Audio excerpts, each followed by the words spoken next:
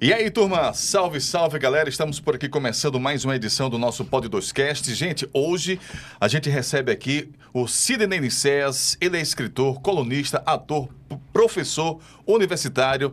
E é sobre essa grande personalidade que vamos bater um papo aqui no nosso Pod 2Cast. Mas antes tem os nossos patrocinadores.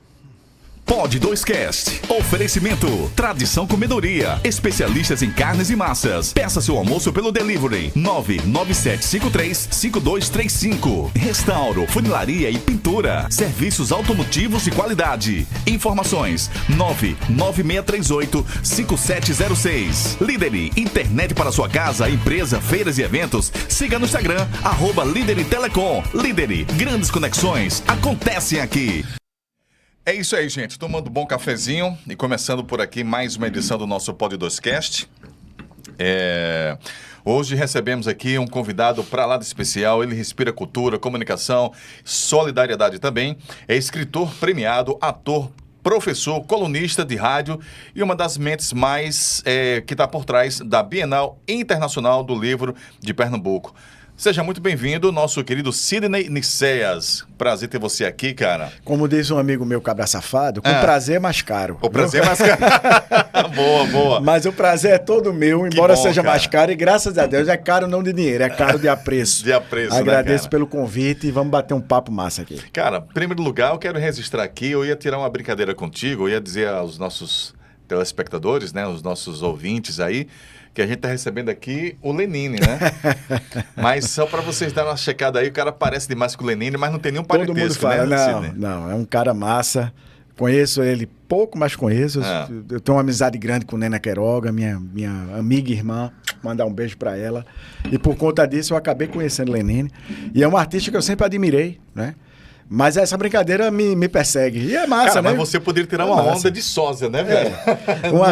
Uma vez eu tava pra uma reunião no hotel em Boa Viagem e Lenine tava nesse hotel e tinha uma galera do lado de fora. Sim. Aí eu disse, pessoal, vou botar o óculos escuro, bota um case aqui e chega aí a pessoa, pronto, todo mundo vai pedir autógrafo, eu deixo o Lenine em paz lá em cima. E até o timbre da voz, o jeito de falar, o trejeito, parece demais com o Lenine. Mas antes da gente falar dos teus trabalhos, do teu currículo, tu quase foi pro futebol, cara? Quase fui jogador de futebol. Na minha adolescência... Eu tenho uma história curiosa, porque eu fui uma criança muito leitora. Mas na adolescência eu comecei a me distanciar da literatura e me aproximei do futebol. Meu sonho era ser goleiro de futebol. Ah, tu já queria ser goleiro? Eu já queria ser goleiro. Eu tinha essa vontade, realmente. E eu morei um tempo no interior, porque meu pai é promotor de justiça. E a gente acaba, né, viajando e tal.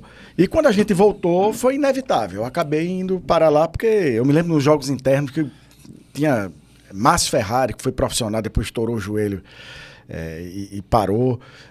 Gerry, que foi do futsal do Barcelona há muito tempo. Então a gente tinha uma galera muito boa. E a gente fez uma final dos jogos internos contra essa turma. E eu peguei tudo que podia e não podia. E o treinador, meu amigo Gerardo, mandar um abraço para ele também.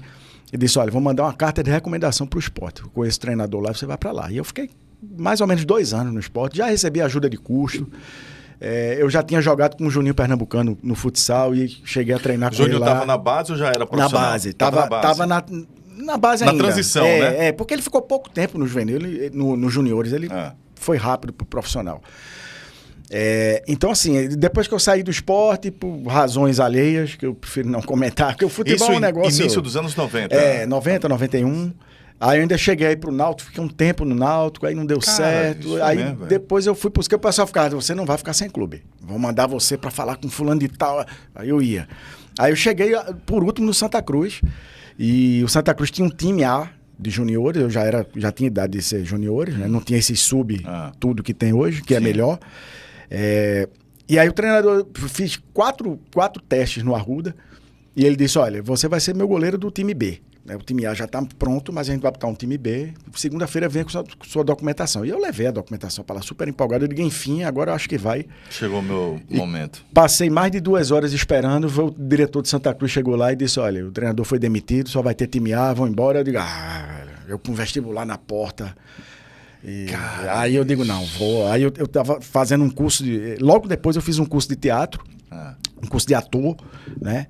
E acabou assim sendo uma formação importantíssima que percorre a minha vida até hoje.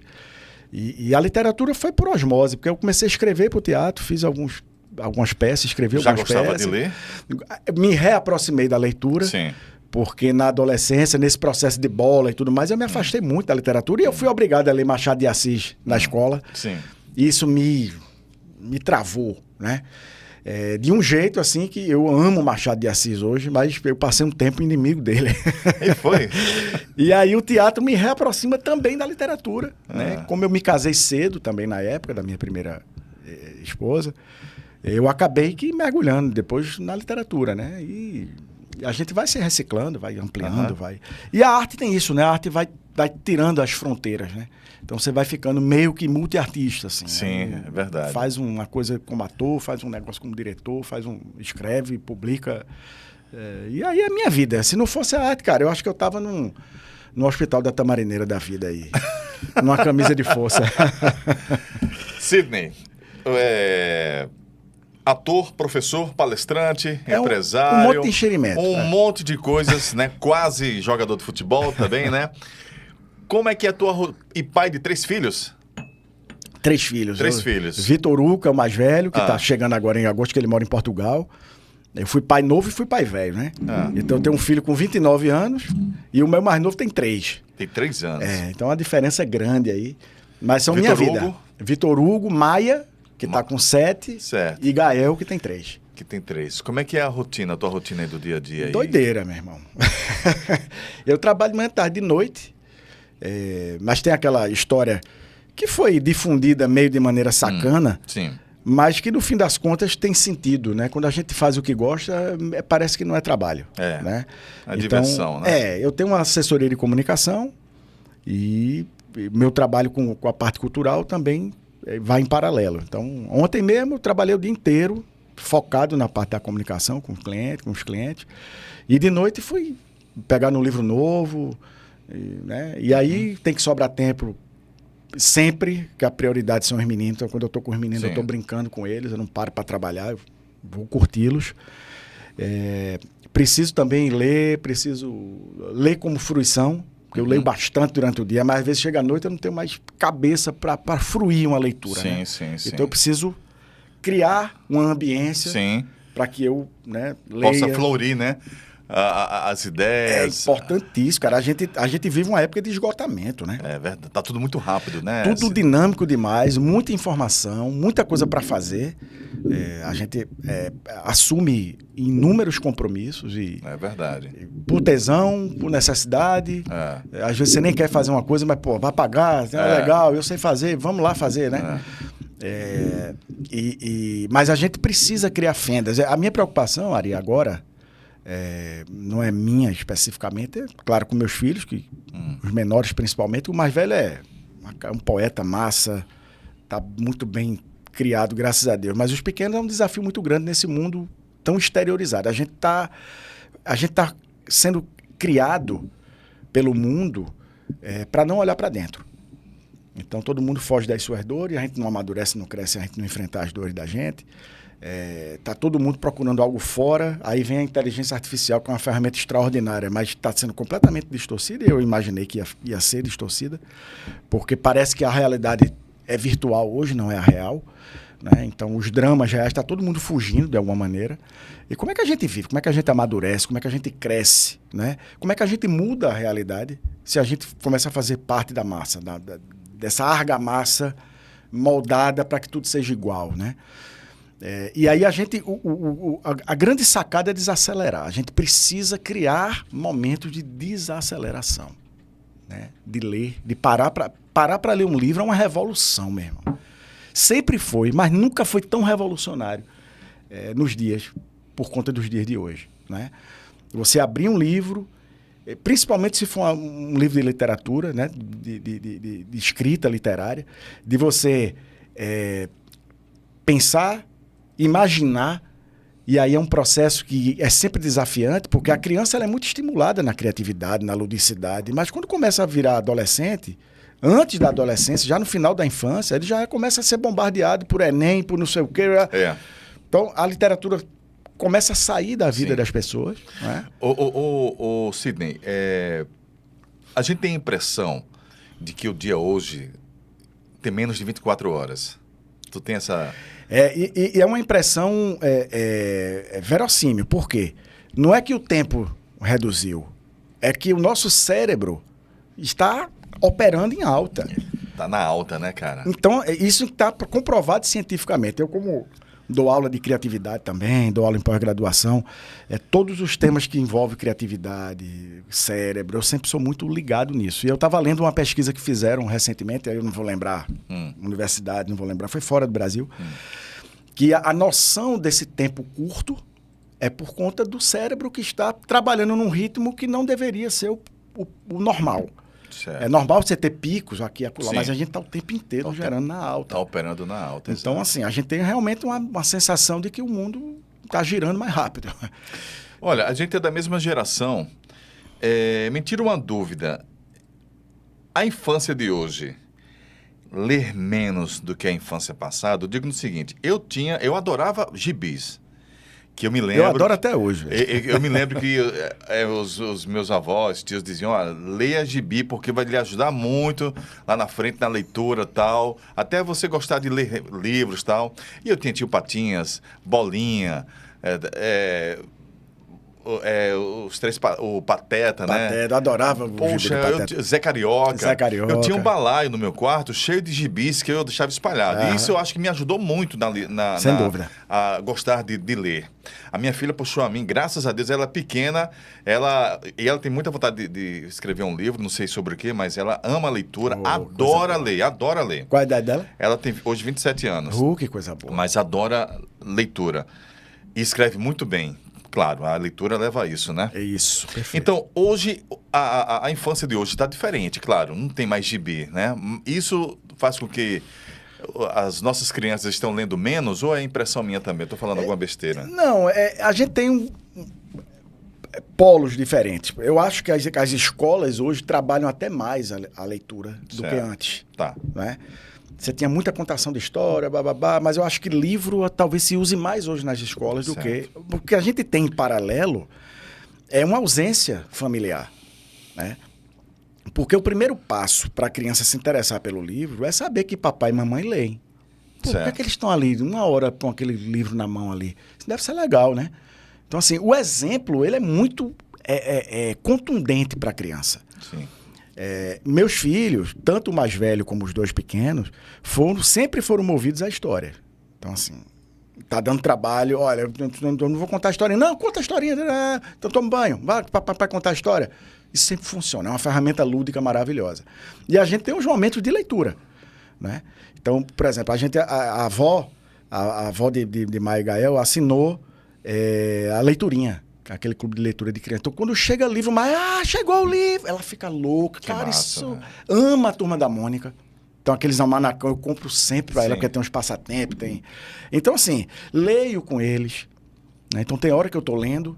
Gael, com 3 anos, já não é comum porque é muito agitado, né? É uma fase de agitação. Mas, assim, ele chega em casa, ou ele pega um brinquedo ou ele pega um livro. Porque tá ao alcance. É outra coisa interessante dentro de casa. Né? Minhas estantes estão lá, tanto infantis como de adultos, estão lá à disposição. Às vezes ele pega um livro meu, digo, esse é livro de papai, não pode amassar. Ele, não, papai, só vou olhar. E eu também não tiro. Deixa ele manusear o livro. Então, esse negócio de dizer, pegou um livro e fez assim, lá em casa não rola. Isso. Livro é livro, tela é tela. E eu não boto tela. Celular, eles não pegam comigo. Perfeito. Né? A televisão é legal, tem um momento, 1 horinha ali quer ver um desenho, vamos assistir um filme junto, beleza, leva pro cinema, né? Porque também o cinema é uma ferramenta fantástica. Sim. Mas a leitura desenvolve, cara, já a partir da infância, desenvolve essa capacidade não só lúdica, mas crítica. De você, por exemplo, perceber numa frase que o cara está dizendo muito mais do que está expresso ali. Como é que você consegue esse tipo de alcance? Lendo. Desenvolvendo essa cognição. Não é? Então, a literatura eu considero a ferramenta mais perfeita para a formação humana. Né? O nosso erro, volto a bater na tecla, né? É fazer com que o adolescente se afaste da literatura. Isso, para mim, é a grande aberração da sociedade. Aliás, infelizmente, nós vivemos numa sociedade de aberrações, né? Onde as pessoas são treinadas para ser mais do mesmo e nunca questionar, e nunca evoluir, e nunca mudar nada. Vamos ver se essa geração aí, que é diferente, é uma geração diferente da nossa, não é? Como é que essa turminha cresce e muda, né? Quando eu vejo notícia dizendo, a geração tal, que é tudo na nomenclatura, nem me lembro. A geração tal quer viajar, não quer comprar casa. Opa, que geração massa, cara. Z, Y, Z, né? Y. Eu digo, que massa que o cara quer viajar. É conhecimento, cara, é cultura. Eu acho isso espetacular. Eu tenho um amigo, não é dessa geração, ele é um pouco mais velho, mas é mais novo do que eu, que a vida dele é trabalhar para juntar dinheiro e assistir show do Iron Maiden. Ele roda o mundo, ele é fãzaço do Iron Maiden, eu também adoro. Então, assim, ele trabalha, cara, para financiar os shows dele. Bicho, eu acho isso maravilhoso, cara. Agora, não tem esposa, não tem filho, então... pode fazer. Ele é feliz desse jeito, né? Feliz. E tá tudo certo. E faz parte. Você tem um projeto chamado Tesão Literário. Isso me chamou a atenção para abrir o nosso bate-papo de hoje. Fala pra gente aí, Tesão Literário. Como a gente desperta isso nas pessoas em pleno velho. 2026? Esse termo, inclusive, nasceu dos meus bate-papos, principalmente em escolas, né?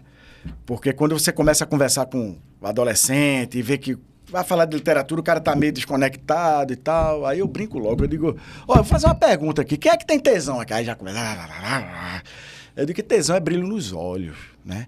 Então, para escrever, né, para literatura em geral, você precisa ter tesão, né? Porque o pessoal diz assim, tem que ter o hábito da leitura. Não, você tem que ter o prazer da leitura. O prazer vira hábito. Isso. Né? Você não vai se habituar ao que você não gosta. Isso, perfeito. Eu não gosto no gênero musical, eu vou ficar ali ouvindo para ver se eu... Não existe isso. Né? Então, o hábito vem do prazer. Então, é esse tesão pela literatura, o tesão por ler, o tesão por escrever. E aí, o nome como é bom, eu fui provocado por Beto Zaelli, uma época. Beto disse, estou fazendo uma TV online e eu quero um programa de literatura. Bora fazer. Eu digo, bora, vai ser o Tesão Literário. E aí eu cunhei o termo, registrei, inclusive. E a gente... era um programa de entrevistas. Né? Então, assim, eu entrevistei do meu amigo recém-falecido Raimundo Carreiro, figuraça, a Nena Queiroga, a Jessé Quirino. A gente fez um programa massa, 2 programas. Foi tão bom. Muito bom, Jessé Quirino. É uma figura. Foi tão bom que o programa foi tão longo que a gente dividiu em 2. Então, a gente passou, sei lá, 1 ano e meio, acho, com esse programa no ar. 2 anos, alguma coisa assim. Tesão Literário. Tá no YouTube, se o pessoal quiser pesquisar, vai encontrar lá. Depois o programa parou por falta de apoio, aquela clássica. Outra coisa que a gente precisa mudar na sociedade. Artista não tem que estar com pinico na mão, pedindo dinheiro. Né? Não tem que estar. Isso é uma cultura que a gente precisa mudar, mas aí é outro papo. Né? E aí, meu querido amigo Gilberto Sobral, também já falecido, Giba ia assumir o Portal Ver Agora, que era um portal novo que estava entrando de comunicação, e disse, olha, quero você aqui. Eu digo, vamos fazer o blog de literatura. Aí era o blog Tesão Literário. E aí eu não queria que o blog fosse só meu. Então eu peguei um time de escritores do Brasil todo. Cada um, tinha gente até, tinha uma menina da Alemanha, que era uma coach, psicóloga e tal, que ela tinha um programa específico e ela também fez parte, mas a gente eram colunistas. Vários colunistas. E eu também fazia parte do time. Era o meu blog, mas todo dia tinha conteúdo. Tinha texto, tinha crônica, tinha notícia. E aí durou também um tempo, até o portal fechar também. Não conseguiu apoio, enfim. E o Tesão Literário hoje é um projeto, que eu não posso dar detalhes, mas em breve a gente deve ter novidade aí sobre o Tesão Literário. Eu acredito que ele não morreu. O Tesão não morreu. Então durou o quê? Mais de 1 ano ainda, né? O blog, sim. O blog eu acho que uns 3 anos, eu acho. E o Tesão, e no YouTube foi um canal? Foi mais ou menos 2 anos. 2 anos. Que era a TV Pimenta. TV Pimenta que a gente tinha o Tesão Literário lá.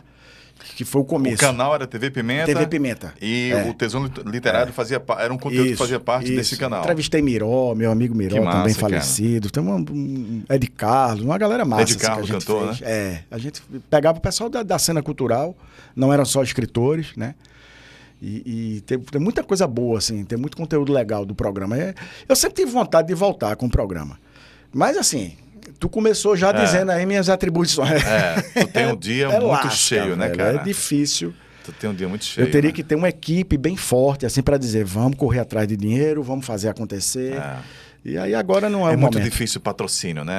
É difícil. Apoio financeiro é muito difícil aqui no Brasil, né, cara? Aí eu vou aproveitar a sua deixa para voltar àquele tema, né, que eu só citei. Do artista, né?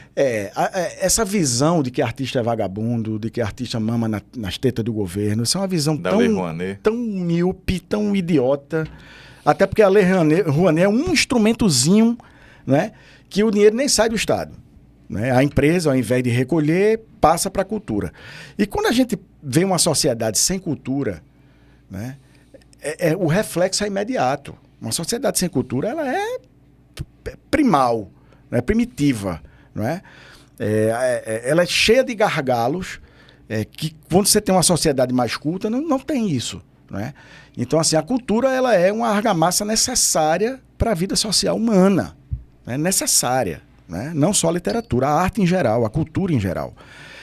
E quando você precisa depende de edital, né? Depende de ter uma profissão para fazer o que você ama, isso é absurdo. O escritor deveria viver da escrita. Né? O músico deveria viver da música. Mas tem muito músico famoso, tem 1% que vive disso bem. A maioria rala... Né? E tem que ter uma atividade paralela. Muitos atores. Atores? Eu já recebi aqui o rapaz, ele fez agora o Agente Secreto. Rubens Santos. Eu tava lá também no Agente Secreto, isso eu fiz uma participação. Tu fez essa participação lá? Fiz a participação. Eu tô te falando, cara, que o seu rosto não é estranho, rapaz. Foi, rapaz, foi massa. Mas como eu tava bem diferente. Tava bem diferente. Tava com um bigodão, deixaram um bigodão assim, cara, deram uma escova no meu cabelo, pô. Eu nunca fiz escova no cabelo. Mas como vamos abrir um parênteses aqui nesse... É porque tem a ver. Tem a ver. Tu fez, eu fiz uma figuração, na verdade. Rubens Santos. Rubens Santos, Ele esteve aqui já umas 2 vezes. Eu fiz uma figuração na cena do restaurante, que Wagner Moura vai dar um murro no cara, pra cima do cara. Eu sou o cliente do restaurante que vai apartar a briga. Então tem um close, né? Na abertura da cena eu tô aqui com minha querida Juliana, que uma atrizaça, massa, João Andrade, e quando tem a confusão, que a Alice Carvalho começa a xingar o cara, aí dá um close, eu viro assim e tal, eu com um bigodão lá. Depois que você assistir a cena, cara, você vai se ligar. Velho. É uma experiência massa. Foi a tua primeira no cinema, sim. No cinema? Eu tenho uma experiência no cinema como diretor. Eu dirigi um curta-metragem meu próprio, em 2010, que foi inspirado no meu segundo livro, que eu tinha publicado. Eu publiquei o livro com curta. Esse curta não está no YouTube, mas em breve vai estar. Mas não como ator no cinema. Então foi a primeira experiência, porque o figurante ele pode ser ator ou não ator. Né? Não tem problema. Mas aí foi legal porque acabou sendo uma cena bem relevante pro roteiro, né? E eu fiquei um dia, cara, fiquei de 6 da manhã a 6 da noite gravando aquilo ali. Aí você aparece 3 segundos. Essa cena do... Fantástico. do restaurante? Do restaurante, cara. Foi mesmo, cara? Foi um dia inteiro de gravação. Foi um sábado. Eu tinha feito aniversário na noite anterior. Virei a noite. Praticamente não dormi, só cochilei, que foi uma farra boa danada. Cara, que legal. Mas como eu bebo pouquíssimo, não tive problema, porque eu praticamente não bebo. Mas foi um dia inteiro, cara, de gravação. Assim, uma estrutura enorme de Kleber Mendonça, de figurino, de maquiagem, de técnica. Leonardo Laca, que foi assistente de direção. Eu até gravei agora Sábado Morto, que é o filme novo de Laca, que ele tá gravando ainda. Tudo participaçãozinha também, de figuração, que é legal também. É bom, cara, né? bom. É massa isso. Fiz também o Recife Assombrado, a série que ainda vai entrar no Globoplay. Eu também tenho uma participação no Recife mesmo, Assombrado, de Adriano Portela, meu amigão. Porque Recife tem essa fama, né? De ser a capital mais assombrada do Brasil, né? Tem. E Portela criou uma coisa meio fantasmagórica, né? Assim. Então tem 2 longas, bicho. E ainda vai ter o 3º. Eu já tô pedindo papel a ele. Faça um teste comigo. Já tá na hora, né, velho? Tá na hora. Chega de ser coadjuvante, né? Só figuração, Só figuração. Eu já fui no início dos anos 90 nos 3 clubes, né? Pois é, né? Me dá pelo menos um bom dia. Mas cara, é legal. Eu já atuei em peça de teatro. Então, assim, fica no sangue. Quando eu publico... normalmente eu enceno alguma coisa minha, porque tá no sangue, cara. O palco é um negócio inexplicável. Assim. Eu morri de rir uma vez com a história de Rubens Santos falando quando ele foi chamado para fazer uma participação na novela Velho Chico. Aí foi todo alegre e tal. Quando chegou lá e disse que era para ser um daqueles que trabalham borrifando a plantação. Aí colocaram um macacão nele, bicho. Não dava só pra ver deixou nada. isso aqui. Sacanagem, é lá. Poxa, eu saí lá de Igaraçu, velho. É o cara que vai fazer a peça e tu era a árvore que tava lá atrás. Porra, bicho, é pra arrombar. Mas faz parte. É tudo trabalho, pela arte, né, é cara? arte, é trampo. Tudo pela arte, E né? pra velho? você fazer isso, você tem que ter noção. Mas Noção é o que de você tava espaço, de falando. câmera, né? Você tem que ter noção. É o que você estava falando, né? Antes, na questão de sobreviver, né, bicho? É difícil, né? Você, um escritor, sobreviver da sua obra, né? Você vê um cara feito Wagner Moura, e eu li uma notícia espetacular. Ele estava em plena campanha pelo Oscar com uma peça na Bahia, em Salvador, fazendo uma peça de teatro. Então, um cara que sabe da raiz, sabe da origem e do quanto o ator não pode se perder quando ele fica famoso. Né? Porque até ele ficar famoso, ele é o vagabundo da rua. Ah, fulano é um atorzinho, é um vagabundo. Não faz nada da vida, é ator. É escritor. Assim, mas tu trabalha com o quê? Mas tu ganha dinheiro com o quê? Cara, isso é uma aberração. E aqui no Brasil tem uma cultura, sabe de quê? Se o ator não tiver na Globo, fazendo novela, ele tá desempregado. O cinema. O cinema, ele tá desempregado. Que agora o cinema ganhou esse status. Agora, o cinema agora. Porque até uns 5 anos, Globo. 10 anos, era Globo. Pois Cineator, de onde? Que eu nunca vi ele fez uma novela da Globo. E aí eu tenho uma experiência interessante. Se ele não tá no ar, ele tá de férias. Pois é. Mas hoje... Eu tenho uma experiência interessante. Eu tive uma editora de São Paulo, que eu publiquei por ela, e ele faz muito teatro lá, Geostre. Tem livrarias dentro dos teatros. E de vez em quando ele me levava, quando eu estava por lá, ele me levava para fazer umas noites de autógrafo, quando tinha estreia de peça. E vez por outra tinha os globais, né? Nessas peças. E aí eu lembro, uma vez tinha uma novela, eu não lembro qual era a novela, e tinha 2 atores que tinham um papel até relevante assim na trama, já estavam ficando conhecidos e tal. E a gente ficou conversando depois lá um tempão. Na hora de ir embora, eles falaram, vamos pegar o metrô, nem carro. Não tinham nem carro. O salário era baixo, inclusive, na Globo, porque na televisão, quem tem alto salário é quem tem uma história já só consagrada. Aqueles medalhões, né? Quem não tem Tony Ramos. é a visibilidade, a possibilidade de fechar contrato de publicidade. Né? Aí o cara bonitinho vai fazer 15 anos. Né? Hoje em dia já mudou bastante. E hoje mas era assim. O salário deve estar menos ainda, né? Pago está muito pulverizado, né, velho? O sobrinho o Abravanel lá, o sobrinho de Silvio Santos, que eu me lembro que na época ele estava fazendo um papel importante na novela. Ele era 5 mil o contrato dele, 5 mil reais que ele ganhava por mês. Quer dizer, não era o... E outra coisa que eu acho absurdo são os replays. A reprise, né? A reprise, que o ator não tem participação nenhuma, velho. Absurdo. Ganhou por aquilo ali. Exatamente, né? Velho. E o reprise fatura, né? Com os patrocínios, total. E o ator não com tem audiência, mais participação. tudo, não tem, Um absurdo infelizmente. Isso aí. Né? Mas, enfim, são coisas para se modificar. Eu acho que a gente tem que mudar essa cultura do pires na mão, né? Eu tinha falado pinico, foi até uma imagem melhor do que o pires. Foi até mais contundente. Sidney, como foi o processo de dar continuidade a uma obra premiada no volume 2 de Todos os Amores de Lourdes? Essa história é interessante porque, na verdade, não foi uma continuidade. O projeto era para ser um livro só. Mas Dona Lourdes Alencar, ela é diabética, já teve 2 infartos, um AVC. E eu passei 10 anos mergulhado nesse projeto. É um projeto muito longo. A minha inexperiência enquanto biógrafo, né? Porque não é uma biografia convencional, mas até então eu não escrevia não ficção. E chegou num estágio, depois que ela teve o AVC dela, eu fiquei com medo dela ir partir e o livro não sair.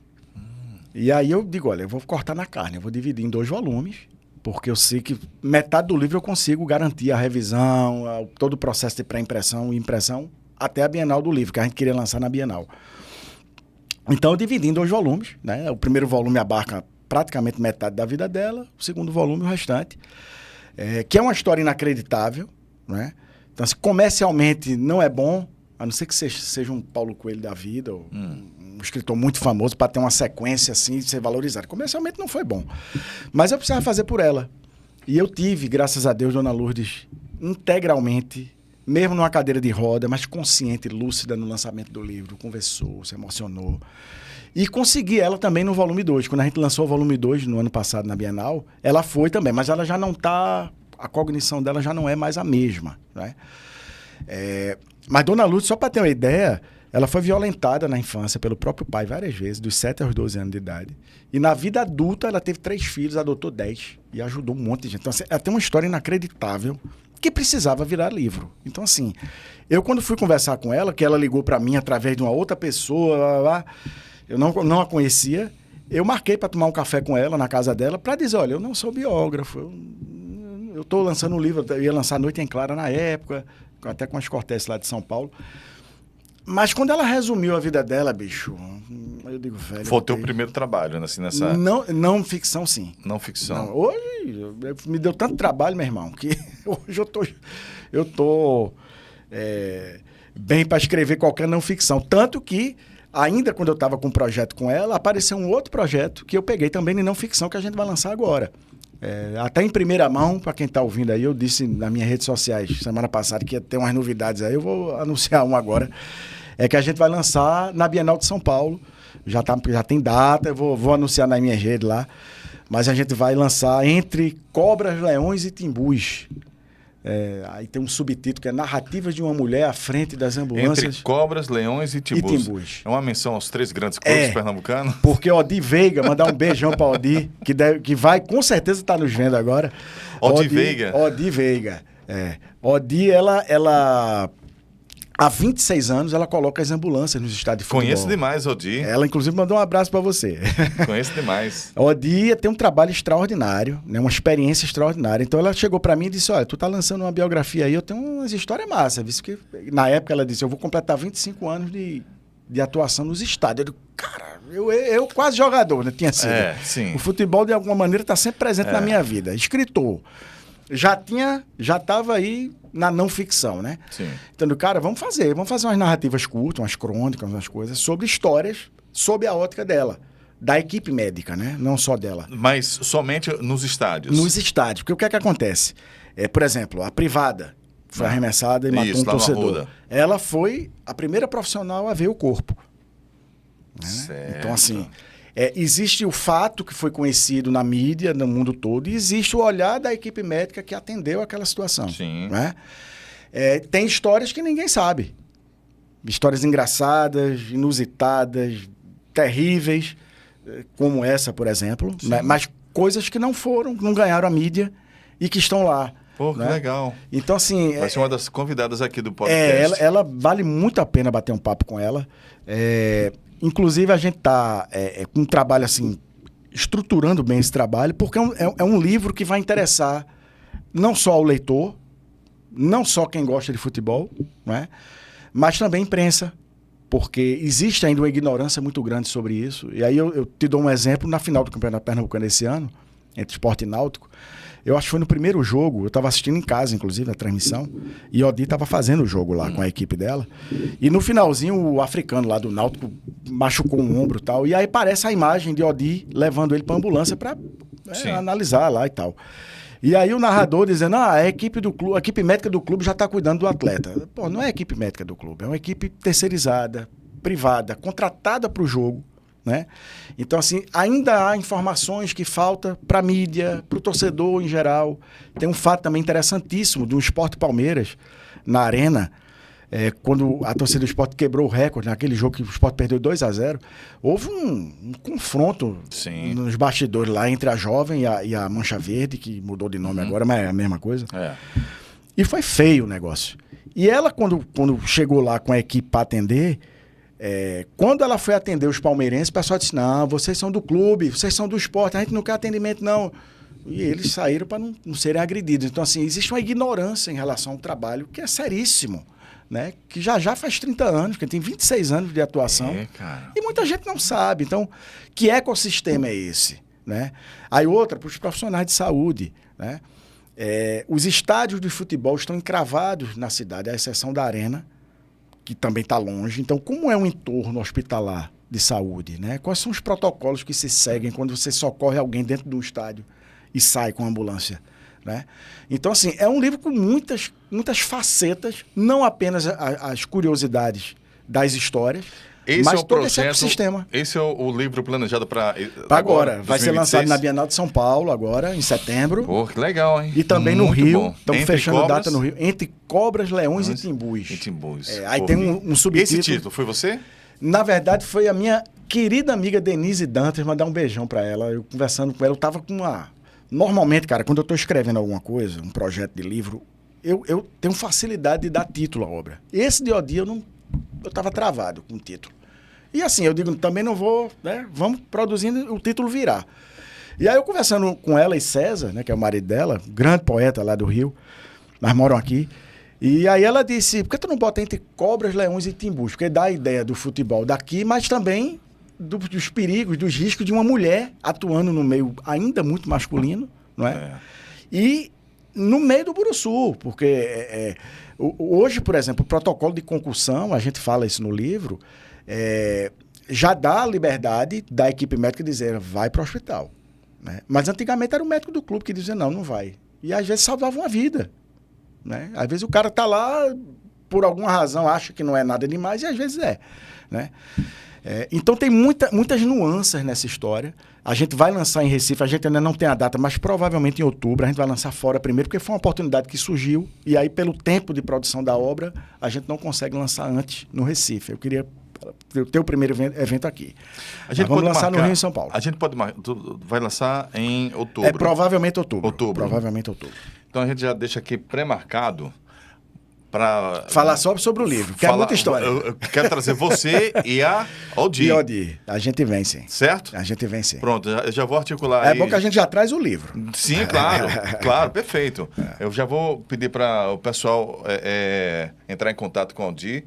Ela é super ouvinte aqui do programa aqui da Hits, do Torcida Hits e tal. Verdade. Já para a gente pré-marcar isso aí, pré-agendar para outubro, início de novembro, você e a Odi. Viremos sem falta. Pô, e a gente dá a notícia, né? Quando for lançamento, certo, a gente manda release, entendeu? Perfeito. Mas é um projeto interessante, viu, Ari? Bem interessante. Que legal, cara. E o título tá fantástico. Pois é, acabou batendo valendo. E eu fiz um subtítulo, para poder o leitor entender, né? Quando pega o livro, Entre Cobras, Leões e Timbus. Aí, narrativas de uma mulher como uma fênix, porque ela também presta isso pro retrô. Aí a gente fez alusão a isso, é o mascote, né? Né, de uma mulher como uma fênix à frente das ambulâncias nos estádios de futebol. E aí é interessante porque não se limita a Pernambuco. Sim. Porque a gente tem jogos de Libertadores, a gente tem jogos de Sul-Americana, a gente tem jogos da Seleção Brasileira realizados aqui. Sim. Mas tem jogo do Flamengo, tem jogo do Corinthians, tem jogo do Vasco, tem jogo do Botafogo, tem jogo do Grêmio, tem, enfim, do Remo, acho que é Remo, é Paysandu, não lembro. Tem clubes de vários lugares do Brasil. Então, assim, é um livro que a ideia é que a gente também não fechasse só para cá. Embora o título faça uma referência direta, mas ele também abre, porque Cobra, Leões e Timbu dá a ideia do perigo né, dessa mulher num meio ainda tão desconhecido. Né? Perfeito. É uma metáfora, acabou virando uma metáfora. Então, Denise foi muito feliz e eu agradeço muito a ela. Seu nome vai sair no livro, viu, Denise? Um agradecimento. Perfeito. Meu querido Sidney Nicéas, como a tua formação como ator te influencia no processo criativo de cada livro? Isso é interessante porque você como ator, quando pega um personagem, você precisa construir esse personagem, né? Normalmente você não tem essa construção feita. Você tem um personagem ali que vai realizar tal, que vai agir e principalmente reagir às situações. Então, quem é esse cara? Qual é a formação desse cara ou essa personagem, né? Qual é a formação dela? Qual é o perfil psicológico dela na sociedade? Né? O que é que leva aquela personagem a cometer determinadas situações ou a se envolver em determinadas situações? Então, você precisa fazer uma construção, um arcabouço psicológico, sociológico daquela pessoa, não é? Você trata ela como uma pessoa real, não é? Na literatura, quando você vai construir um personagem, você precisa fazer a mesma coisa, aliás, de maneira ainda mais efetiva, não é? Então já tem um link aí muito direto entre o escritor e o ator, não é? De você entender, porque quem dá vida à narrativa é o personagem, são os personagens, não é? E você diz, mas é a ação. É a reação. Nós somos seres reagentes. Né? Quando a gente está agindo, a gente, na verdade, se você olhar, tem uma reação embutida ali. Né? Então, isso é um link assim, mais explícito que eu posso te dar.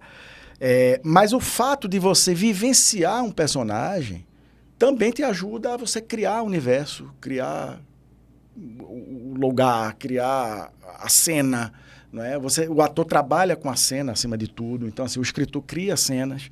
Né? Então, o teu lado, a questão das artes cênicas, a questão da pessoa ser ator, facilita mais num processo criativo de um livro fictício? Eu não sei dizer se facilita mais do que quem não é. Eu acho que talvez não seja isso, mas que me ajuda, me ajuda. Te ajuda, né? Me ajuda bastante. Inclusive, é muito comum para escritores, quando está com o texto entre aspas, finalizado, porque a gente nunca finaliza um texto, a gente desiste dele, né? Porque senão você passa a vida toda penteando macaco ali e não sai do canto. Mas quando você tá com aquele texto ali, uma das coisas que muitos autores fazem, e é bom realmente, eu gosto de fazer também, é ler o texto em voz alta. Para você sentir a cadência, o ritmo, a palavra. Às vezes a palavra está certíssima, às vezes você diz, eu preciso de uma palavra melhor para aquilo ali, sabe? E isso é um recurso do ator também, do teatro, de você memorizar, porque não é decorar, você memoriza o contexto, a fala dentro de um contexto. Então, é isso que fica mais fácil improvisar. Se você fica bitolado na palavra, se você esquecer uma palavra, você lascou-se com o texto, né? Então, você procura realmente o contexto ali. Então, isso é um recurso do teatro, de você ler em voz alta, quando você está preparando elenco, todo mundo se reúne e começa a ler o texto em voz alta, blá, blá, blá. Isso é um recurso muito interessante também. Então, tem muitos links entre o teatro e a literatura, assim. São artes muito afins, né? Surge na tua mente, o start para você escrever um livro, uma história, assim... de madrugada, você é melhor na madrugada, no silêncio ou no dia a dia? Surge assim... Como é que é o processo criativo de começar um livro? Cada escritor tem um processo diferente. Cada doido com sua mania, aquele ditado, né? Eu sou muito notívago, ou era, porque depois que a gente tem filho pequeno, muda tudo. No outro dia eu tenho que estar 5 horas da manhã em pé para ajeitar os meninos para ir para a escola. Então, eu não tenho mais como ficar até 4 da manhã. Sim. E às vezes até acontece. Sim. E aí eu prejudico o meu sono, né? Mas não é o ideal. Então, a madrugada, ela te dá uma coisa importante, principalmente nos dias de hoje, que é silêncio. Sim. É tranquilidade para você viajar. E eu sou muito provocado pelo senso crítico. Então, tudo que me incomoda, de alguma maneira, vai virar livro, sabe? Eu vou voltar para a ficção, porque eu estou há 12 anos sem escrever ficção. Não, 12 anos, não, 11 anos. Por conta dos projetos de não ficção que apareceram. E eu estou inquieto. Todos os Amores de Lourdes e agora o de Odi. Cobras, Leões e Timbus. Então, a minha alma está pedindo... Sim, para que você volte... Uma história de ficção. Para a tua essência, né? E eu tenho um livro, um romance que eu escrevi, que, assim... normalmente você reescreve muito, né? É o normal isso do escritor. Então, eu tenho um original lá muito... aquém do ideal, e tenho nesse período muitas ideias novas que chegaram. Então, assim, eu tô louco para quando terminar esse processo, tô louco, entre aspas, né? Esse livro, tô com maior tesão também com esse livro de Odi, porque é um livro maravilhoso. Mas a minha alma tá pedindo para voltar a escrever ficção. Então, eu vou retomar em breve a escrita de ficção desse romance, e quiçá em breve. Eu tô inquieto com ele, porque eu tive tantas ideias boas que eu não sei se eu vou ter o cacife para fazer a obra que merece, que as ideias merecem. Mas o desafio do escritor é esse, né? Você tem uma ideia e vamos tentar ver se emplaca, né? A tua melhor obra é sempre a próxima. É sempre a próxima, sempre a próxima. Tem aquela que você gosta por uma razão específica, mas eu também nem fico olhando muito em retrospectiva, até porque eu sou um escritor que me criei na ousadia, no enxerimento, né? Então, assim, meu primeiro livro... é um livro fraquíssimo, mas me deu o bichinho da literatura. Depois dele, eu não consegui mais parar. Então, assim, eu continuo estudando, acho que todo escritor estuda sempre. Mas você acompanha a trajetória dos livros, você vê que o escritor está amadurecendo, está melhorando. E normalmente você amadurece mais para poder ter uma obra de estreia impactante, blá, blá, blá. Isso aí é o que meio que se prega como preceito de uma carreira eficiente e tal. Mas no meu caso não fui. Eu fui escrevendo, fui publicando e fui criando a minha trajetória em cima desse amadurecimento mesmo. E vamos ver como é que vem essa nova ficção aí. Você também tem coluna em rádios, né? Isso. Colunista, né? Isso, de literatura. Na TMC, Antiga Transamérica. Com o amigo Júlio Andrade. E CBN. E a CBN, a gente entra ocasionalmente Deu uma na parada CBN. agora por causa da Copa. A Copa travou, né? Travou. Mas a gente volta. Toda quarta-feira eu entro lá. Mas aí tu ao fala vivo. o quê? Sobre literatura, Sobre cinema? cultura em geral. Mas a gente costuma levar números, notícias, eventos, indica livros. E aí, às vezes, entra cinema, às vezes entra música, às vezes entra teatro. Uma vez por semana. Uma vez por semana. Isso na CBN. Na TMC. Na TMC. A CBN tem sido ocasional. Ah, tá. Esporadicamente assim, né? Foi por uma questão de pauta mesmo. Porque quando o Geraldo Freire foi para lá, Aldo tinha o programa pela manhã e à tarde eu acho que era Wagner, se não me engano, né? Era Wagner Gomes. E aí o que é que aconteceu? Quando o Geraldo chegou e Aldo voltou para a tarde, aí virou tinha 200 milhões de colunistas de manhã, 200 colunistas de tarde. Horas, e agora? Na grade da rádio. Então, quando eu tenho uma pauta legal, eu entro em contato com o pessoal, tem uma pauta massa pra gente ver aqui, pessoal, vamos entrar hoje e tal. E aí a gente faz, né? Pô, legal. Cara. Mas é massa. E é muito interessante, porque às vezes a gente não tem ideia do alcance do rádio, né? Sim. Então, assim, é comum eu chegar num lugar e dizer, eu escuto sempre sua coluna. Claro, Pô, e eu acho isso massa, porque... O E a rádio... coluna é de 5 minutinhos. E não é porque eu sou de rádio, mas o rádio é feito barata. Assim, você pode tocar fogo no planeta... E ela vai ficar. Vai ter uma barata ali, andando. O rádio é incrível, cara. Você vê na Europa, nesse último apagão que teve o ano passado, né? Apagou tudo. O rádio foi o grande instrumento. O grande instrumento foi o rádio. E a gente ainda tem uma peculiaridade aqui, que é o futebol, né? Sim, exatamente. Cara, onde eu moro, no prédio, tem uma figura que eu não sei quem é. Mas ontem, era meia-noite, eu tava escutando... o negócio da Rádio Jornal. Sim. Mesmo, o cara passou o dia ouvindo rádio, cara. Esse é um tarado. É um tarado pro rádio. O rádio fica ligado o ouvinte nato, velho. Eu fico incrível. Às vezes, meu irmão, era meia-noite, era 12h05. Caramba, o cara ainda tá ouvindo rádio, velho. Impressionante. Então, assim, a gente tem essa característica por conta do futebol também. O futebol é muito forte muito forte, muito cara. Forte. A Bienal, vamos falar agora sobre a Bienal Internacional do Livro de Pernambuco. Tem se reinventado sobre a presidência da Ideação. Rapaz. Isso é desde quando? Desde 2017 eu estou presidindo a Ideação. O que é que acontece? Em 2015, eu fui para Feira Internacional do Livro de Bogotá, lá na Colômbia. E existia um projeto... país que eu tenho vontade de visitar. É maravilhoso, cara, maravilhoso. E eles amam o Brasil, assim, amam o Brasil, é um negócio incrível. Eu lembro que estava saindo de Corférias, que é o centro de convenções lá. Isso em 2015? 2015. Você esteve lá. Eu com o Carlos Sierra, a gente do lado de fora, querendo pegar um táxi. E assim, lá, meu irmão, o centro de convenções é absurdamente gigante, para ser bem hiperbólico mesmo, e lotadíssimo. Uma feira do livro, lotadíssimo lá. E a gente tentando pegar um táxi não conseguia. Aí tinha uma senhora do lado, e a senhora estava bem irritada, assim, porque também não estava conseguindo. Ela tinha pedido um táxi, ainda não tinha Uber, 2015 lá. E ela estava muito chateada. Aí Sierra, falando em espanhol, aí conversou com ela. Ela, estou aguardando o táxi. Isso é porque eu estou com meu amigo do Brasil. Ela, Brasil, vão comigo no meu... Rapaz, o táxi dela chegou, ela venha com a gente falando de novela, falando de não sei o quê. Incrível como eles gostam do brasileiro lá. E aí, em 2015, houve um projeto da Embaixada do Brasil em Bogotá de homenagear Pernambuco na Feira do Livro de Bogotá. E aí foi feita uma costura com o governo do estado e a Bienal do Livro se envolveu. Eu não fazia parte do núcleo da Bienal, a não ser como leitor e também escritor, né? E eu conheci Rogério Robalinho, acho que ali, né? E o que é que aconteceu? Ariano Suassuna ia ser homenageado, o stand era armorial e bababá. Tu conheceu o Ariano Suassuna?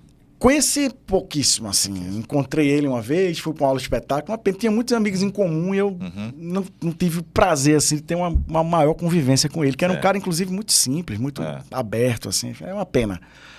Aí são circunstâncias da vida, né?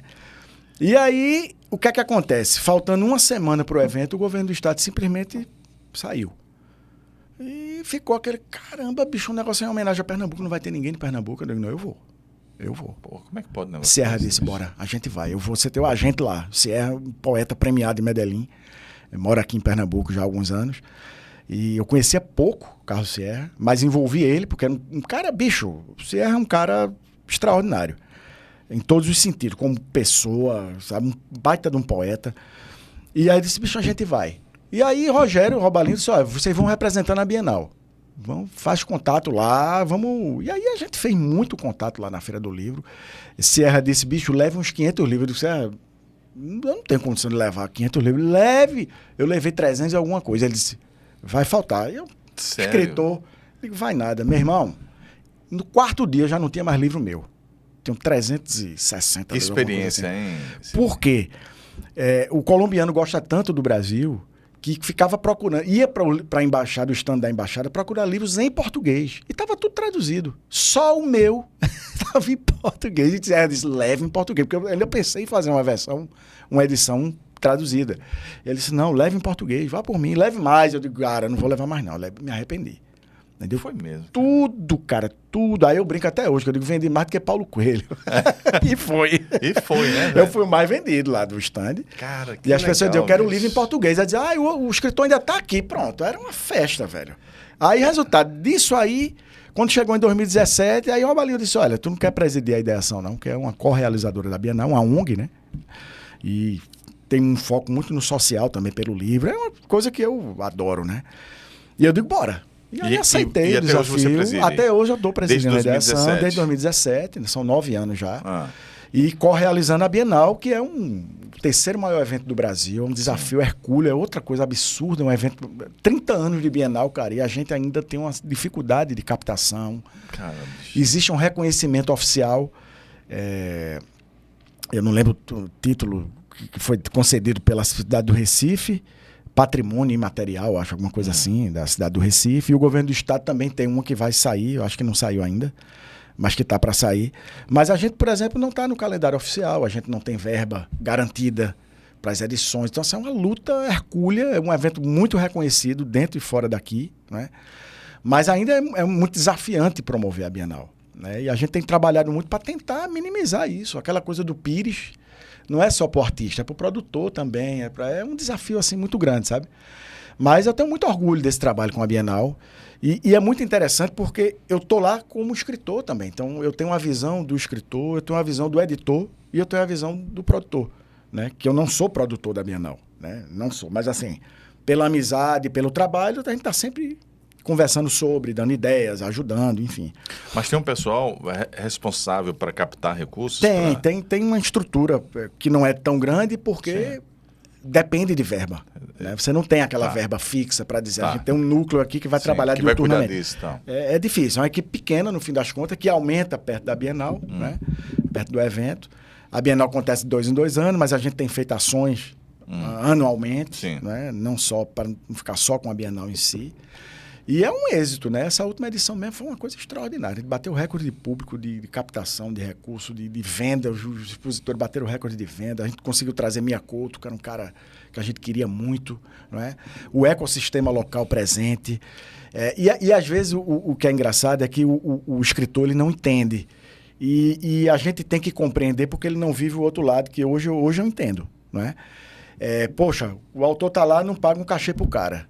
Velho, você tem um ecossistema aí de, sei lá, 500 autores participando do Bienal, às vezes mais do que isso. Estou dando um número assim aleatório pela minha experiência, mas eu não tenho esse número exato. Mas é muita gente. Você não tem como pagar cachê para todo mundo. Então, como é que você vai trazer Mia Couto? Você tem que pagar cachê. Você tem que pagar passagem, você tem que pagar hospedagem. O cara que está aqui, às vezes a gente consegue, às vezes não consegue. Aí o cara fica, vocês pagam o cara de fora, mas não pagaram aqui. Velho, é um troço difícil de explicar, porque, juro por Deus, Ari, às vezes o evento vai começar amanhã e aquele patrocínio não entrou ainda. E o patrocínio ele é todo rubricado, né? Os editais, Petrobras, que a gente sempre consegue, é tudo rubricado, ou seja, vai entrar R$100, R$10 é do palito, R$5 da bola, é tudo rubricado. Você não pode pegar, eu vou pegar isso aqui e pagar fulano, e não tem como fazer isso. Então, quando você tem esse provisionamento bem antecipado, você consegue. A gente conseguiu isso na Bienal pós-pandemia. Foi primeira Bienal, primeiro grande evento literário do Brasil no período da pandemia. Ainda era 2021, isso a gente conseguiu realizar. Cheio de protocolo, de coisa muito bom, a gente conseguiu fazer. Mas a gente conseguiu, de forma antecipada, um caixa muito interessante que permitiu que a gente pagasse cachê praticamente a todo mundo, né? O que é difícil pra gente, não consegue, cara. Então, às vezes o autor... Eu acho que tem gente que fica com raiva de mim, dizendo, pô, o cara tá lá dentro e não consegue. Mas não é assim, vai muita gente, Difícil, cara. né, cara? É muita gente, muita. E eu não sou produtor. Eu tenho que deixar bem claro. A minha atuação é com a Ideação, que é uma ONG, onde a gente faz convênios, a gente faz uma captação diferenciada pela ONG, e a gente tem os projetos sociais que a gente consegue fazer pelo livro, né? Então, assim, eu não sou produtor, não sou eu que bato o martelo, não sou eu Sim. que... Eu pago, eu assino. Não é? Mas não sou eu que estou produzindo aquilo ali, né? Embora eu participe de alguma maneira, mas não é a minha função, sabe? Então, assim, é uma coisa bem complicada. Mas como experiência é maravilhoso. Assim, eu adoro a Bienal, já adorava como leitor, adorava como escritor, e hoje Mais estando ainda, no né? Que time...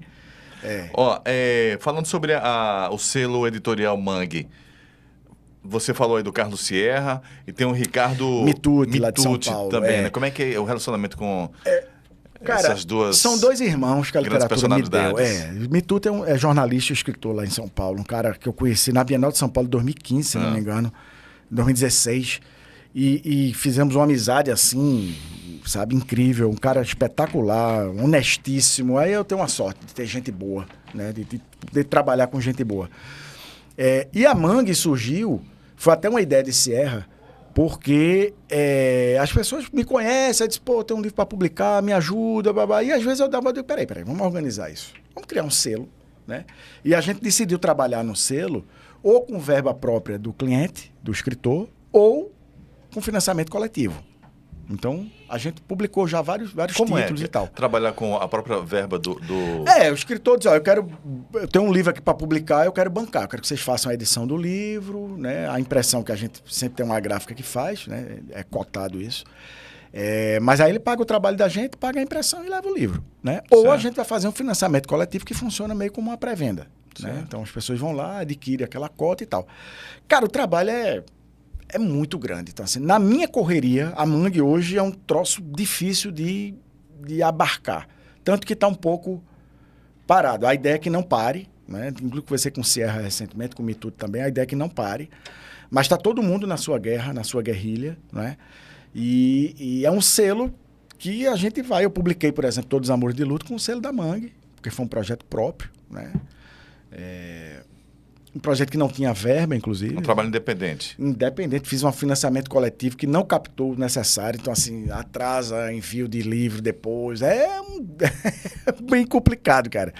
É matar um leão, né, cara? No leão não, porque eu torço pro esporte. É matar um timbu, uma cobra, sacanagem. Mas é um desafio hercúleo, velho. Mas, assim, é um projeto que eu tenho um carinho muito grande. E a gente não vai deixar a Mangue morrer de jeito nenhum. A gente tem algumas ideias e projetos que a gente quer colocar em prática. E vamos ver como é que fica isso aí um pouquinho para frente. Mas persistimos, né? Não pode desistir, né, não, cara? Não. Poder pode, mas não deve. Não deve desistir, exatamente. Mas é muito desafiador, né? É muito desafiador, cara. Eu imagino. Em suas oficinas de criatividade, qual o principal bloqueio que você encontra nessa nova geração, os novos escritores que estão surgindo por aí? Essa pergunta de bloqueio criativo é muito interessante, porque ela sempre surge nas oficinas, né? Como é que eu lido com a folha em branco? Como é que eu tiro uma ideia da cabeça? E aí eu me lembro de Jessier, quando eu entrevistei Jessier no Tesão Literário, eu disse, Jessier, rapaz, você é um pesquisador, né, das coisas do sertão, e você leva isso para o seu... Ele disse, não, eu não sou pesquisador, eu sou um prestador de atenção, ele disse. Aí ele contou uma historinha arretada. Ele disse, uma vez eu estava com Marcel Melo, que é outro amigão, ele disse, eu estava com Marcel Melo tomando um ano num bar, e Jessier é arquiteto, né? Ele é arquiteto de profissão mesmo, assim, de formação acadêmica, né? Aí ele disse, a gente estava num bar, e eu disse, Marcel, aquela parede ali não está inclinada, não. Aí Marcel disse, oxe, eu bebo aqui há 30 anos, não sabia nem que tem uma parede ali, quanto mais que está inclinada. Então ele disse, eu sou o prestador de atenção, né? Então eu acho que o segredo para lidar com o bloqueio criativo é prestar atenção. Prestar atenção nas pessoas, né? Eu brinco muito, eu digo, se você vá no mercado de São José, bota um banquinho ali, sente e comece a observar as pessoas e ouvir as histórias. Depois vai lá no Shopping Rio Mar, onde tem a Prada lá em cima, para ver as marcas caras. As marcas caras, aquelas pessoas preocupadas com quem vai olhar a roupa. Isso. No mercado de São José não tem nada disso, né? Ir lá. Mercado da Boa Vista. Preste atenção. Se puder escutar uma historinha naqueles cafés ali, escute. Se você não tiver uma ideia, eu morra. É verdade. Então, assim, prestar atenção e principalmente prestar atenção no que te incomoda. Isso pro bom e pro ruim, né? Uma ideia surge daí, cara. Então, eu acho que, acima de tudo, o criador, ele é um prestador de atenção, né? Tanto do que está fora como do que está dentro, né?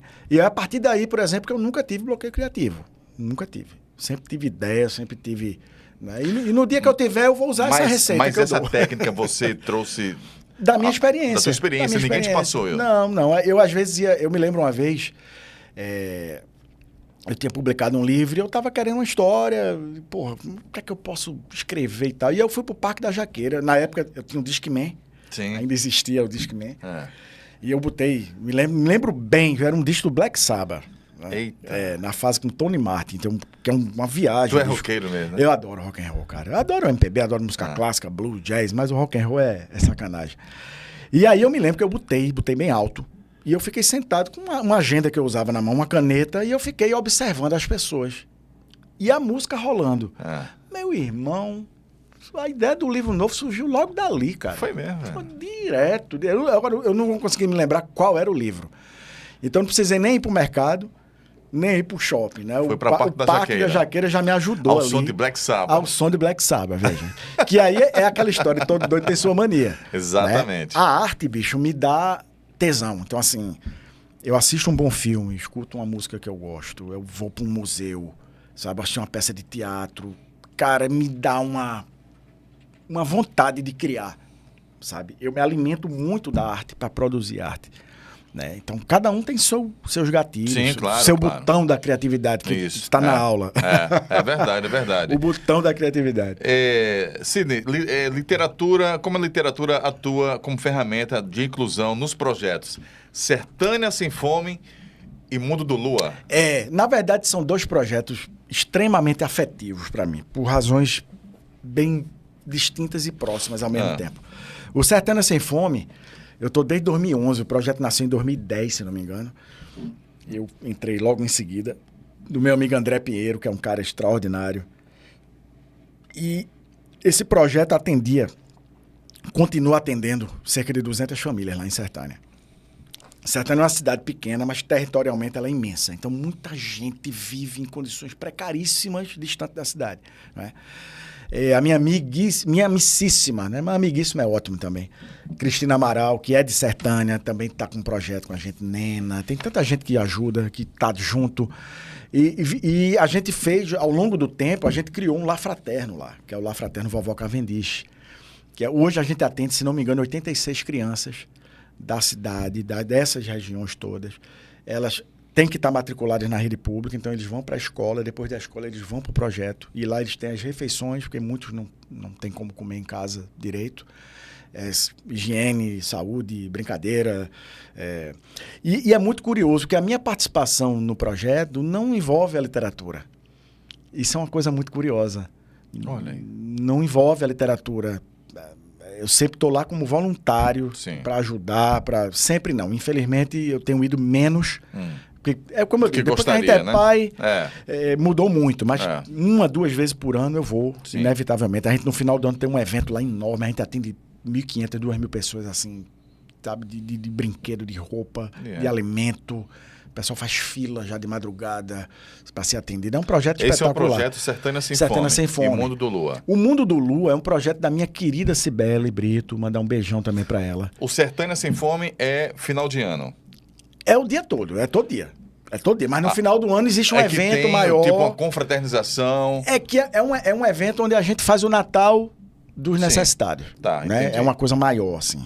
Mas o projeto funciona diuturnamente. Certo. O Mundo do Lua, Cibele perdeu o filho dela para o suicídio. Luan tinha 15 anos, e por isso que é Mundo do Lua, que seria o mundo de Luan, né? E ela, para lidar com a dor, ela criou um projeto para ajudar pessoas com depressão, com ideias suicidas, os enlutados, as pessoas, né, pais e mães que perderam filhos, enfim. É um projeto assim, cara, duro, difícil, Mas Cibele toca isso com uma paixão tão grande, cara. Então, assim... Há quanto tempo esse projeto? Já tem alguns anos, eu não lembro, se uns 10 anos, eu acredito, por aí. Certo. Já tem um tempo. E eu tô com ela, sei lá, 6, 7 anos, eu acho. Eu não vou conseguir precisar o tempo. E eu digo sempre a ela, Beli, eu era pra atuar assim na linha de frente disso aí. Mas eu não consigo, cara. A minha vida não dá. Então eu faço o que eu posso. E ela é muito generosa comigo, assim. Ela vai tomar decisões, me consulta. Eu só vou decidir se você me disser. Aí eu, com calma. Eu sou mais um consultor do que qualquer outra coisa, assim. Mas é um projeto lindíssimo, né? E difícil. Dificílimo. Imagina. E que não tem a aceitação que deveria ter. Porque a saúde mental, ela, por mais que se fale bastante hoje, você ainda tem barreiras assim que são ridículas, né? Sabe, em relação à atuação do projeto, a gente encontra umas barreiras que faz, pelo amor de Deus, em pleno 2026 a gente está encontrando uma barreira dessa, assim, é ridícula. Mas são 2 projetos lindos e pela ideação, não. Que a literatura também eu sou como voluntário, é a pessoa que está lá. Tá. Mas pela ideação a gente tem projetos interessantes, literários, voltado de uma maneira mais social, assim, que é bem interessante também. Entendi. Que aí eu entro com tudo, né? Sidney, a gente já está na reta final aqui desse bate-papo. Para você, qual é o real papel social de um escritor na sociedade? Isso existe uma... Na sociedade atual. Uma discussão, gente dizendo que o escritor não tem função social. Eu acho que todo mundo tem uma função social, né? E eu acho que talvez a grande função social do escritor seja abrir mentes, seja abrir fendas onde só há concreto, né? Plantar uma flor no meio do concreto ali. Sim. Né? Trabalhar a escrita e trabalhar a relação das pessoas com o livro, para mim é uma arte. Muita gente diz que literatura não é arte. Para mim claro. Você está esculpindo o texto de uma maneira e você está fazendo... Tem gente que acha que não é arte? Tem teorias, né? Assim, sim. Enfim, eu não vou entrar nesses aspectos. Mas para mim porque além do escritor ter que esculpir o texto, né? Você trabalha... A grande riqueza da escrita literária é a subjetividade, né? Você tá falando sobre microfone e no fim das contas você não está falando sobre microfone, você está falando sobre voz, você está falando sobre... Estou dando um exemplo. Tá, né? Você está usando uma imagem para levar o leitor para outra dimensão, né? Você está colocando um personagem X que ele, na verdade, representa algo que está muito além da pessoa, do personagem em si, né? Então, o trabalho do escritor é fazer uma construção rica, ou tentar fazer essa construção rica, subjetiva, para que o texto literário tenha qualidade, né? É o que diferencia. Quando você diz, fulaninho fez aquela escrita convencional de contar uma história, é uma coisa. Você usar a subjetividade no texto é outra, completamente diferente, né? Então, eu acho que todo escritor ele deveria encarnar a missão de fazer com que a literatura seja mais presente na vida do brasileiro, né? Do escritor brasileiro, né? Estou falando nós que estamos aqui no Brasil, no país, escrevendo, né? A gente tem uma missão não só de letramento, né? Mas letramento de quem já tem letramento, né? Combater esse analfabetismo funcional, que é absurdo, o cara lê um negócio, não entende, ou interpreta completamente equivocado, e a literatura ajuda muito isso, a você ser um melhor leitor, você compreender melhor as coisas. O papel da ludicidade também, a gente tem um mundo muito cru, né? E é muito lindo quando você pega... Eu fiz um vídeo anteontem do meu filho sozinho com os carrinhos dele, não sei o quê, e ele brincando. Bicho, ele estava no universo ali. E não é isso que a gente faz com o livro. Exato. A gente pega o livro e a gente mergulha naquele universo. Então, o papel do escritor é muito rico nesse sentido. Eu acho que talvez seja a grande função social do escritor, é fazer com que a literatura se popularize de uma maneira melhor, né? Que a gente consiga não só ser tratado como profissional, né? Você não tem, por exemplo, formação de escritor, você depende de oficina, existem pós-graduações de escrita criativa, mas você não tem, por exemplo, um curso regular de escrita na universidade. Entendi. Você não tem. Entendi. Então você diz, você é profissional de quê? Não é de escrita, infelizmente. Né? Então a gente precisa mudar também isso, né? Mudar a cultura do país em relação ao livro, a gente precisa melhorar muito. Então existem muitos gargalos e desafios que eu acho que o escritor deveria encampar.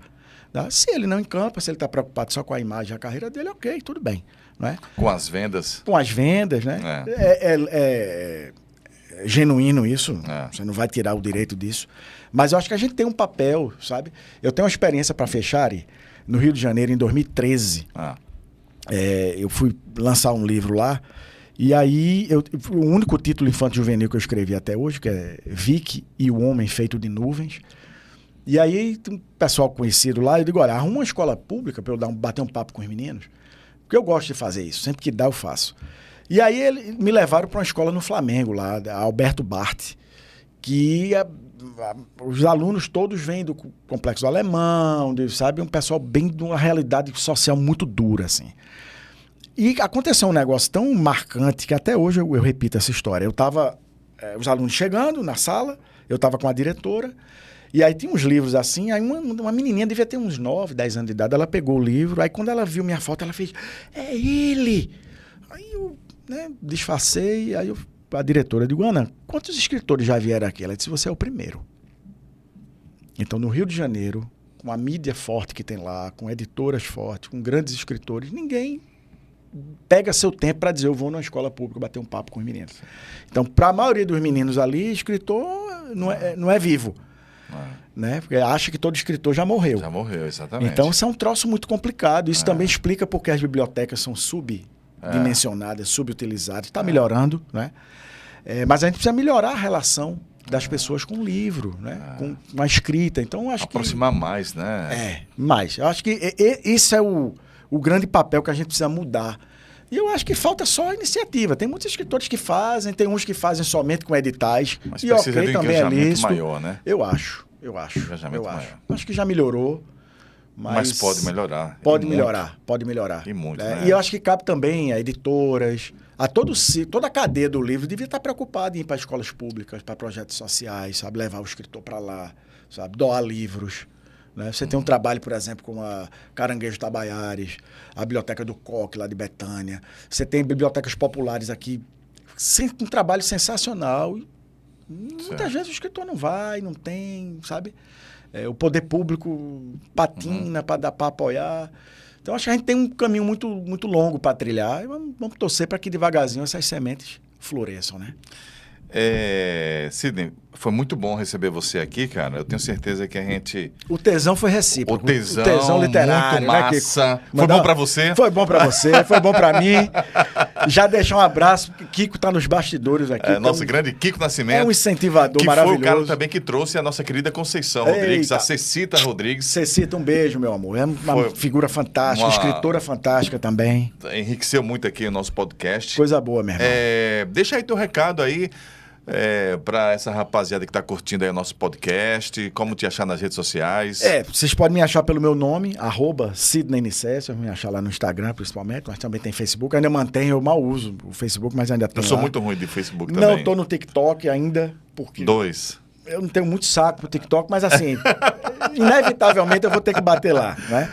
Mas vocês me acham no @SidneyNicésio. Aliás, eu tenho até uma conta no TikTok, mas não tem nada, não uso.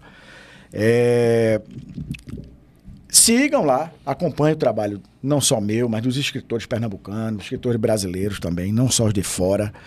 E, acima de tudo, procurem criar fendas no dia para que vocês possam consumir arte, que vocês possam ler, que vocês possam escutar uma boa música, que vocês possam conhecer coisas novas. A conectividade ela é importante, necessária nos dias de hoje, mas ela não é a vida. Né? A vida está em desacelerar também. Né? Tá em usar a cabeça, usar o cérebro, né? Acho que a gente precisa muito disso. Eu queria muito que as pessoas pensassem um pouco mais nisso aí. E em relação a você, Ari, eu tenho um ditado que eu uso muito. É uma brincadeira que eu faço. Eu não sou camisinha não, mas me use. Querendo, chame que a gente vem. Cara, olha, já fica aqui o compromisso, tá, Kiko? Para o livro novo. Para o livro novo de vocês. A gente vai voltar com... Em outubro? Provavelmente outubro. Provavelmente outubro. Certo, a gente já deixa pré-agendado aí, você e a Aldi Veiga. Fechado. Eu tenho certeza que vai ser muito legal para falar sobre esse livro e as experiências dela nesses 26 anos, 26 anos de atuação. Fantástico. Que legal, cara. Eu tive que catar histórias, porque o livro era para ter 1000 páginas. Muito bom, tanto cara, conteúdo, muito bom. Mas não dá. Tivemos aqui com quase goleiro do esporte. Sósia de Lenine, ó. Sósia do Lenine. Ficou feliz com o resultado da Copa? Cara, eu gostei. Eu não tenho mais o fanismo em relação à seleção brasileira. 2. Por conta dos O esquemas. meu último choro foi em 86, na Copa de 86. Até 2002 eu curti bastante. Depois eu perdi muito. Então eu acompanho o isento. Perdeu o tesão. Perdi o tesão. Ah. Eu acompanho de maneira isenta. Sim. E eu acho que foi merecedor para a Espanha. Se não fosse a Espanha, era a França para mim. A Argentina não tinha cacife para chegar. Mas os hermanos, não. Não, eu não tenho nada contra. Mas os caras também não ajudam, né? Não ajuda a gente a gostar deles, né, cara? Molecagem. Também tem isso. Você falou. Eles não ajudam a gente a Não gostar ajuda. deles. Complicado. Mas valeu. Foi bom. Gente, eu tenho certeza que vocês gostaram desse nosso bate-papo. Foi muito bom. Para você que chegou até aqui, nosso muito obrigado. Não esqueça de se inscrever no nosso canal, curtir, compartilhar com seus amigos que gostam de uma boa história. Esse foi o nosso podcast, hoje com o nosso querido Sidney Nicéas, que trouxe muita inspiração para a gente. Espero você na próxima edição. Até lá. De 2Cast. Oferecimento. Tradição Comedoria. Especialistas em carnes e massas. Peça seu almoço pelo delivery. 997535235. Restauro, funilaria e pintura. Serviços automotivos de qualidade. Informações 996385706. Líder, internet para sua casa, empresa, feiras e eventos. Siga no Instagram @Líder Telecom. Líder, grandes conexões.